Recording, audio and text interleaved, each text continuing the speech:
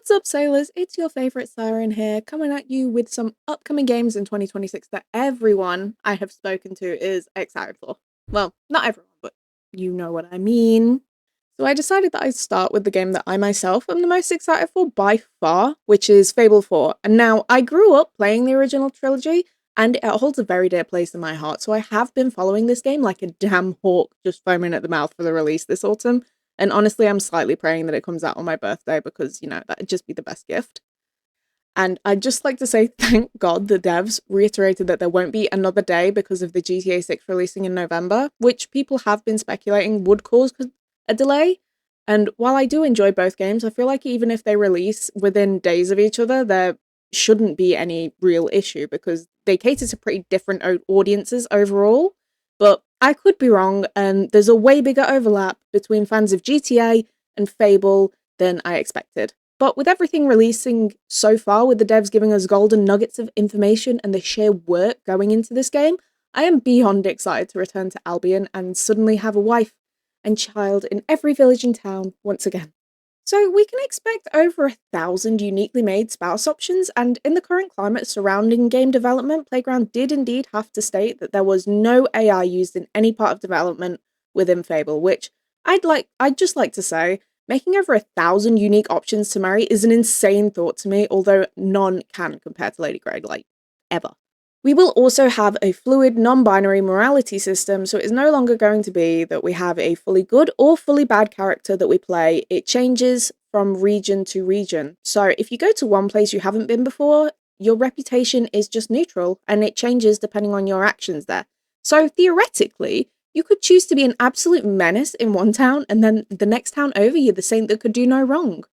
Which would honestly make for some really funny moments, I think. We will be returning to good old Bowerstone this game and be able to revisit some truly iconic places from previous iterations of the franchise, from Fairfax Castle and Bloodstone in Fable 2 to references from Fable 1 with Briar Hill referencing Briar Rose. Maybe we'll get a plot point referencing her, but we can't say for sure just yet. But overall, we can expect rolling hills, magical forests, sleepy hamlets, and those eerie marshes we became acquainted with back in Fable 1, although I wonder if the Balverines are still terrorising Knothole Glade, although their leader's head is still happily sitting in my pocket, waiting to be flexed back to the townsfolk down the local tavern. Most of all, I am excited that they'll be leaning on very British humour, and as a certified tea drinker, I'd like to warn the American fanbase that we are a very tongue-in-cheek, dry humour and sarcasm heavy folk, if you didn't already know. And yes, we will once again be dealing with a cult. I just hope that they're open to new members, personally. Overall, though, I am extremely excited for everything on offer and a chance to return to a place that I grew up with. But I won't be needing my brother's help with the boss battles anymore, no. I have a pet man for that now. But I did never beat Jack of Blades, so I might have to give that a go again at some point. Price-wise, though, we don't have any solid answers, but it is expected to be the norm for AAA games nowadays, with speculation landing between 60 and 80 US dollars. But no matter the price tag, you had better believe that I'll be snatching that up as soon as I physically can. Next up on our mini list is 007 First Light, and now, I didn't personally find out about this game, someone within my community made me aware of it, and when I asked what games that people were most excited for this year, and now I too am excited for this game. It has been described as Hitman but James Bond by some people, so as an avid Hitman enjoyer, I just had to look more into this game. Now, it is available for pre-order as of releasing this video, with a full release date for May 27th, 2026, so we aren't far off by any means. It will be releasing on all platforms, although the Switch version is slated for later on in the year with no concrete release date following yet. The story follows a young James Bond in a original origin story, which I am very curious about, and it has me wondering if Daniel Craig will be playing it in his free time. Now, the studio behind this game is none other than IO Interactive, the developer responsible for, of course, the truly iconic Hitman franchise, but also Freedom Fighters and the Kane and Lunch series, and Mini Ninjas. So they've definitely not strayed too far from the wheelhouse of games, as 007 will be a stealth action sandbox in its gameplay, of course, although it has me wondering if we can order a martini, shaken not stirred, as we seduce the femme fatale at the bar, as James Bond is very much so famous for. The first reveal shows us Bond as an orphan and how he came to be in the 00 program, and the gameplay will be us earning that number 7, so we will be jet-setting across many different locations from quiet and calm to chaotic and loud. If there was anything that you wanted to do from a Bond movie, this is where you finally get that itch properly scratched as a young Bond.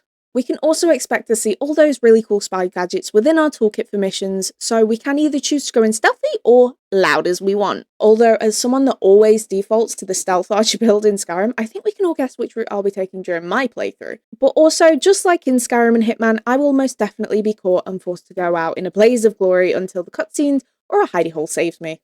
We can also expect the grandiose villainous cutscenes that we have come to expect from the Bond franchise, with one clip from the trailers showing us dangling over crocodilians.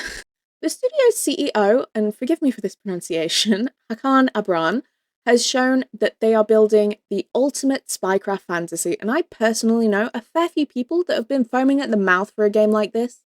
Well, dear people, your prayers have finally been answered.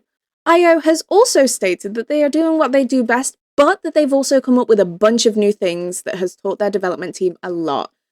So dare I say game mechanics we haven't seen before? Definitely within the Hitman universe at the least. Maybe not so within the gaming sphere as a whole, but we haven't really seen anything earth-shatteringly new in a while now. The graphics within this game, as well as all the other games on this list, are flawlessly done, and young James Bond is definitely as handsome as he has always been portrayed in the movies. Although this Bond is not leaning on any one actor that has played the iconic spy, the studio was actually given permission to make their own digital Bond, so perhaps this will be the first in a new franchise within the company, which honestly feels like a breath of fresh air to speculate about because for a long time now, Hitman has been the only real heavy hitter within this sphere. Although we can't forget games like Splinter Cell, and shout out if you played that back on DS. The price tag for pre-order is £60 in GBP for the standard and specialist edition, although the specialist edition is hard copy only, and an eye-watering £170 for the collector's edition, which includes a life-size mask replica and certificate of authenticity, steel-cased game with a magnet, in-game skins for your character and gadgets, and the deluxe DLC pack. And of course, the Legacy Edition pack retailing for £260, which comes with a gorgeous golden gun statue with a stand and hidden compartment, and a certificate of authenticity, as well as the deluxe DLCs and skin packs that we saw previously, paired again with a steel case with magnet. Now, this game is one I am very excited to play, as growing up we would all sit around watching the latest Bond movies with my family, so it'll be a bit of a trip down memory lane. But this year is definitely going to be full of nostalgic games for me, which I'm super excited for. Now, of course, this game wouldn't be complete without including the elephant in the room, so to speak, GTA 6. Now, GTA 6 is known at this point as being a bit of a meme, the game that keeps getting delayed, and oh boy, a lot of people are really excited for this game to release. From the graphics to the storyline, everyone is foaming at the mouth, even with the proposed price tags forever shifting from 70 to 80 by the CEO of Rockstar's parent company, to £90 placeholder amounts leaked from third-party retailers like Loaded for a PC version, which, take it with a hefty pinch of salt, as there isn't even a PC version announced yet, although these are all, of course, just speculation and comments made, as Rockstar themselves have yet to state the price and set it in stone. The game is set to release on November 19th, although many fans are expecting further delays as the original release date was actually set to be autumn of 2025, and we're past that point now. It was then moved to 2026 for the launch window, but it was also pushed back. Now, Rockstar did actually release a statement saying, "We are sorry for adding additional time to what we realise has been a long wait, but these extra months will allow us to finish the game with the level of polish you have come to expect and deserve." Now, as for what is within the game that we know so far, we are returning to Vice City with a female protagonist named Lucia, and a male protagonist that remains unnamed, or so I think. I could be wrong and didn't look hard enough, but in past leaks it was said his name was Jason, so I'm gonna call him Jason. Now, while we are returning to Vice City, it is only part of a much larger map of the state of Ladonia, and I'm sure that long-time GTA fans will be super excited to see some of the beloved spots from Vice City returning, with a huge overhaul, of course. We can also expect an assortment of vehicles to gain that 5-star wanted level with, from hoverboats and amphibious helicopters to jumbo jets and that garage full of sports cars we all hoard worse than dragons and their gold.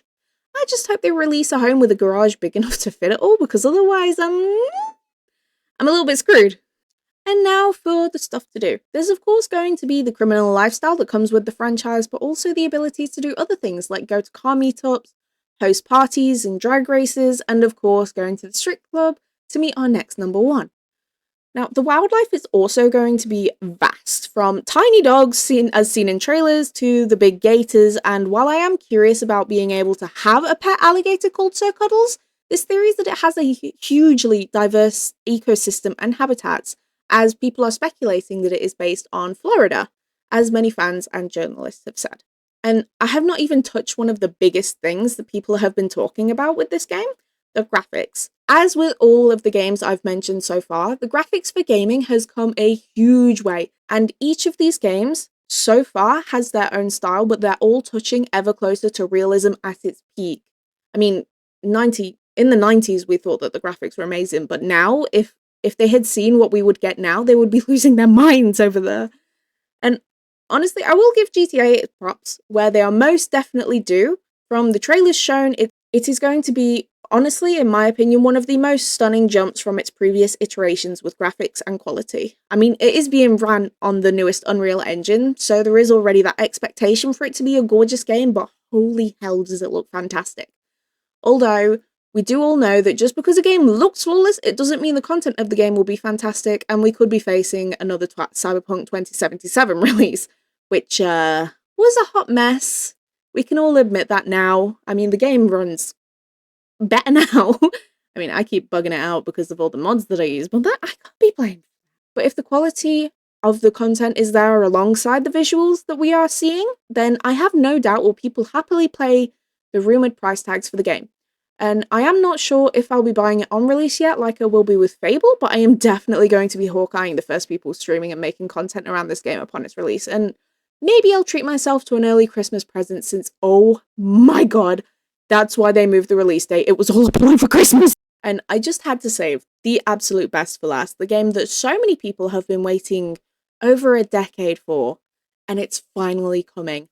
Elder Scrolls 6 has been confirmed to be releasing in Q4 of this year as well, which has so many fans excited for the next iteration within Tamriel. Nah, I had you for a second there though, didn't I?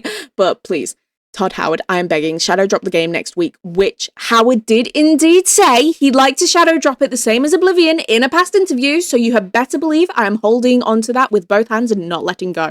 I don't care if I have to gaslight myself, I don't care what I gotta do, I don't care if I have to sell my soul or sacrifice something. I want this game. I want this game now. However, some people on Reddit were actually able to dig up a screenshot from Twitter of a developer at Bethesda's LinkedIn, I think it's the LinkedIn, I could be wrong, stating that they're working on a 2020X unannounced game, which at the very most seems like Elder Scrolls 6 will be coming by 2029, and on it, I can wait 3 more years after the 15 years of Skyrim re-releases, which makes all of us feel old. From what fans have garnered from the trailer released back in 2018, there is speculation that it'll be set within Hammerfell or High Rock, although we don't know when it is based within the overall timeline of the Tamriel franchise that I could find, but nonetheless, I am desperately hoping for a 2026 release, no matter how infinitely small that chance may be. And with that, we are done, guys. I hope you enjoyed my little video. I'm just testing the waters with different kinds of long form content. So tell me what you liked, tell me what you didn't, tell me what kind of stuff you would like to see from me in the future. I have a bunch of stuff planned, so we'll just see how everything goes, how you enjoy it all. But with that, I am heading off back to the ocean where I belong. I love you all. Thank you so much for watching. And if you got this far, then I owe you a brick. Thank you guys. I love you all. Mwah.